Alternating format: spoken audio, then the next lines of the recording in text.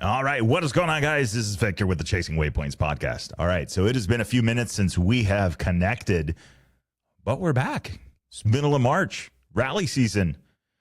The Sonora Rally getting ready to get kicked off here in just a couple of days, and so looking forward to that one. We've got a rally training also going on the other side of the world in Morocco that the Rally Comp team is helping support on that one, and so very excited to see all of the developments and stuff that is going on here and abroad. So we'll be keeping up with a few more events and stuff like that going on, but we have got something a little special today. Still catching up with the stuff that happened in the Dakar Rally and some of the interviews and stuff like that. We're just now getting around to being able to get these and bring these to you guys. Well, Kira from West by 1000 had a chance to sit down and speak with Brock Heger a little bit about his Dakar story. First time there, first time with a win. So very, very awesome to see that. Congratulations to him and the team. But I'm not here to talk about it. Why don't you guys listen into that one? So here's that interview for you guys to enjoy. Don't forget, hit that like, share, subscribe button, all of that fun stuff at the end, because we've got a lot more rally stuff coming to you over the next few months here, both North America and some of the stuff abroad. So I hope you guys enjoy this interview. And don't forget, drop a comment below. What'd you think? See ya. Thanks for joining us for the Chasing Waypoints podcast. Obviously, we just saw each other at Dakar. Maybe let's talk about that. How was it? I mean, you obviously did something fairly historic, not only being another American who took the podium, but doing it in your first year. Tell us about how that felt a little bit.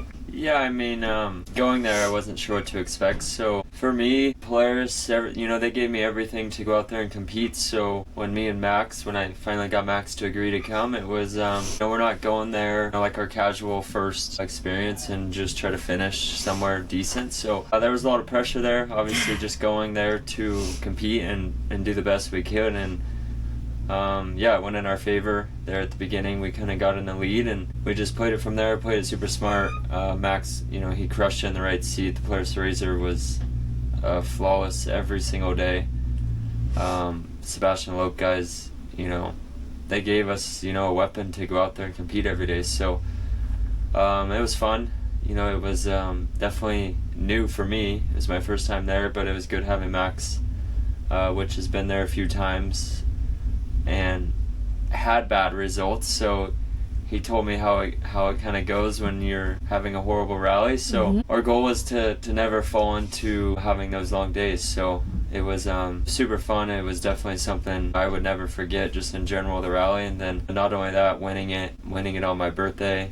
Yeah. And then now, full circle, we're a week later and, we're back here in the desert competing again. Me and Max just competed against each other, which was fun. He's a driver of himself, and he was excited to get here and drive, and we had a ton of fun. Yeah, it was really exciting to watch. I mean, obviously you guys had like almost a 2-hour lead by the end, and as you said, you had maybe a few punctures, but nothing else happened. I know that the haters are probably going to say that it was just luck, and what do you think about that? Yeah, I mean, I think we had a few punctures there early, and we kind of corrected that and just tried to keep the car going. And yeah, there's haters, they say it's luck. I look at it like, okay, maybe if it was one day you got lucky, but we raced for 13 days, so at some point the luck is gone. Yeah, and absolutely. whatnot. But I mean, haters can kind of say that. It just fuels me to go back and try to do it again. Yeah, and so, fast forward that couple weeks, and now we're here at KOH, and you're performing on the top again at the desert race. Excuse me. How did that feel? How did that go? Like, did it feel like there was any real competition? Were you battling it out, or did it just kind of seem like it was in the bag from the start? Yeah, started the desert race here at KOH, and we qualified second. Then got into the lead pretty early on and battled with some fellow, players, drivers, and whatnot. It felt good, going from the Baja 1000, and then shortly after that going to Dakar, winning that, and kind of coming back to home turf and winning that. So yeah, I'm excited. How my results have been recent. Tomorrow we're going into the rock race, which is a super big one for us, and yeah, I've won my class, never won it overall, and yeah, I mean, we're back to the same thing where our Polaris has given me a weapon and hoping I can go out there and do something good. What's the the difference? Is there like a different mental space to go from something that's like so high speed? Well, first go from something that's more, you know, there's a technical aspect, there's like kind of a mental hurdle to get over at Dakar, and then, you know, at the desert race it's just like foot to the floor, and then now this is another really technical kind of event. Does your mind shift at all, or is it still kind of in the same place? I mean, it's definitely, I'd say my past few months I've kind of gone through every which way of racing you can do. Going from the Baja 1000,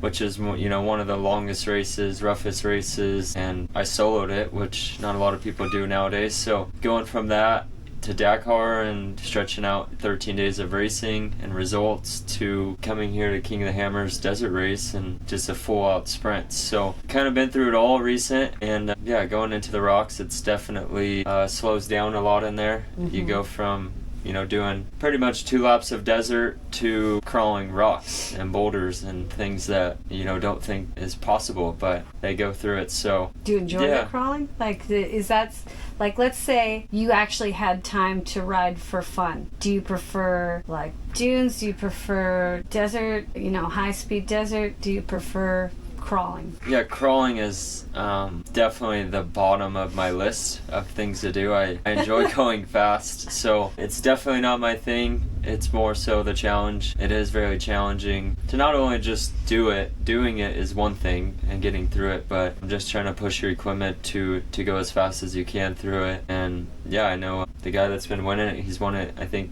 3 or 4 times in a row. So I know Polaris is very eager to win it, and not knowing that, you know, they gave me a really good car this race, and yeah, just hoping to go out there, be able to compete, and hopefully we can be somewhere around there. And so obviously you've gone through the full gamut of like different types of race formats out there. Is there anything else that you'd like to take on? I mean, from the beginning of your career up to now, you've done quite a lot. Is there anything you haven't done that you'd like to do? Yeah, I mean, every driver is like, oh, I want to go compete at the Daytona 500 or an F1 race, but for me in off-road, I think, you know, I've been fortunate enough to run just about everything. I've raced a lot of short course. I've raced the biggest short course races that there are, like Crandon and stuff like that. So yeah, I'm fortunate to be able to do what I've done. And yeah, King of the Hammers rock race is definitely something I've never over. So I'm just, you know, kind of dead focus on that at the moment, and just yeah, hoping we can get some good results. And maybe if I win it, I just won't ever come back here, because it's a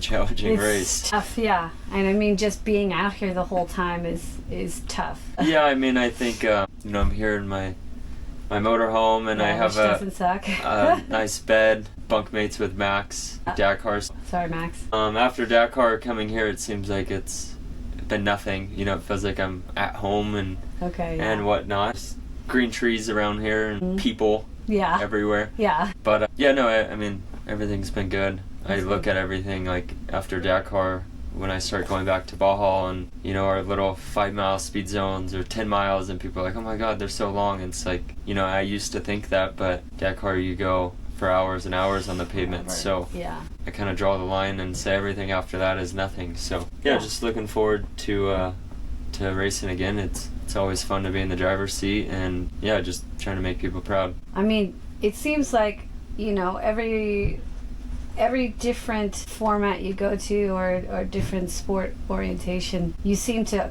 conquer each of them. So it's like, do you have goals left? Like, obviously the rock race is one big goal to overall, but what else is there after that for you? Yeah, I mean, I don't know. I don't really plan it out. I just kind of try to put my best foot forward every time I'm in the car competing. For me, my next one is King of the Hammer Rock Race. I'm just gonna try to put my best foot forward, beat there, see how we do, and yeah, just kind of go from there and move on to the next thing, and just kind of go from there. Yeah, I mean, that's good. It's a good way not to get like jaded, you know. If each time you've finished all your goals, then now you have what left, except to maybe make a record or something like that, you know. Yeah, I mean, I think it's just trying to be the best you can be every time you compete. So after Dakar, you know, everyone's like, oh, how's it feeling? It's like, yeah, I mean, it's super freaking cool, but at the same time, I'm going home and I'm going straight to another race. So it's just kind of turn the page and just focus on the task that's up at hand next. True pro. And so then what's after King of the Hammers? You get a break? What's next? No, shortly going to the Met 400. desert race. So we have that with a quick turnaround, and then we start San Felipe 250. So it's been a busy beginning of the year, and I wouldn't want it any other way. So hopefully we can just keep doing what I've been doing and just put my best foot forward and try to represent players the best I can. Any talks about another rally? No, it's been nothing. Quiet. It's They got their definitely been win? quiet. I think it's just, everyone kind of turned the page and full focus here. So I'm sure as the pages stop turning and we don't have a race, I'm sure there'll be a lot of talk about it. Yeah, I imagine so. I guess then, do you actually get any downtime? Like, will you have time to just be at home, do things that maybe isn't in a car? And if so, what would you do? Yeah, I mean, after here we have a little bit of break, but it's just going to be kind of prepping for the next stuff. I don't think there's really much plans of being in a car, so if I'm not in a race car, I'm probably going to be driving a tractor for my dad around the farm, which is not the funnest. So when I get to go racing and get to go fast, it's always something to look forward to. But overall, I'm just thankful to be where I'm at nowadays, and I just hope to keep on going. Do you have fun outside of racing? Okay. Yeah, I mean, it never ends. It's always a race. All my friends, like Ronnie Anderson and Elliot Watson, and there's a handful of people that are my friends, and we end up going to the desert and we race pretty much. So it never ends, and I wouldn't change it for anything. Interesting. Well, I mean, obviously you have the big race tomorrow. You've got a whole lot on your plate. Do you have any big plans down the road? Like, we're talking goals, and I know you take things one step at a time, but something unusual, something different that you might want to do for yourself, either on the personal side or on the professional side?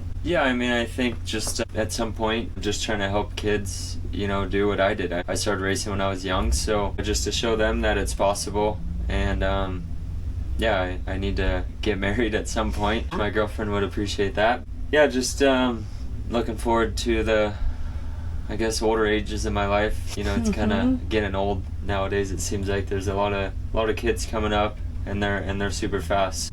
I feel like you're still so young too. Yeah, I mean, I still feel young, so it's good, and I still enjoy what I'm doing. So hopefully, just keep it going. Well, I don't want to keep you for too much longer, but I really appreciate you taking the time to chat with us. And good luck tomorrow. Yep, no worries. Thank you. Thank you.